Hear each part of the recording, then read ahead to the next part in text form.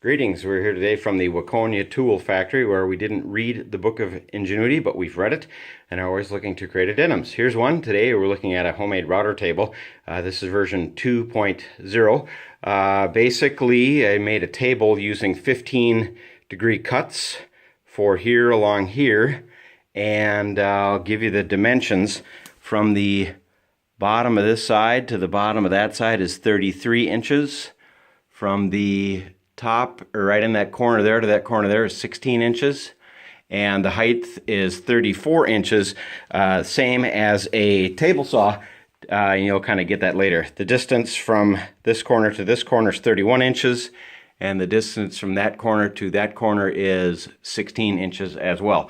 And a couple of things that I like about it: I left this side open because it's easier to get at where you're doing your work, and if your floor isn't 100% level, you can kick the legs out a little bit to make it a little more stable. It is a little, it does have a pretty wide footprint, which makes it a little hard to move, but it's very stable, very sturdy. A couple of things I found that worked well also is I made a measuring system that goes in conjunction with a fence. So let me pull the fence over here. I just made a 2x6 fence. You'll see this attachment a little bit later, but that's bolted on the bottom. I cut out a semicircle here so I can place it there. I've got a pin on this side for a pivot, and then I've got 3 holes here that I can also use for rotating. And let me show you what I use. I use a 1/2-inch carriage bolt along with, this is just a 1/2-inch nut that's welded to some square stock that I have made.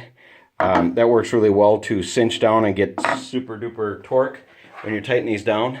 So I've got I like using washers there. So I've got another set that I use underneath.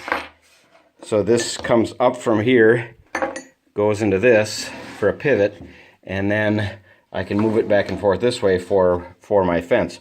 Now, I created a measuring system. Basically, I took 3 sections. These are in 1/2-inch increments, these are in 1/4-inch increments, and then these are in 1/8-inch increments. So if you're doing projects and you need a guide, you can use a measuring system to kind of keep in touch. So if I have a cut that I'm doing, I can say B4, and then if I do have to go backwards, I go minus there, but this is kind of my center point here. So my fence, cut this out so it can slide back and forth. And then the reason why this is here is if you're needing to do a plunge cut. Let's say you've got a center cut that you're making a piece of molding out of.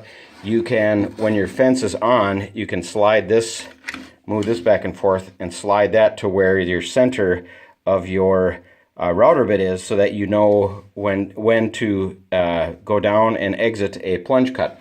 And then I've also took these same hole patterns here, and I made a bracket here that I can store the fence when I'm not using it, because what I like to do is I like to keep this nice and pristine. So when I'm not using this as a router table, I can keep it like that, and then I have another piece of plywood that I set on top, and now it's just an extra work piece that's the same height as my table saw. So there you have it. Thanks for watching.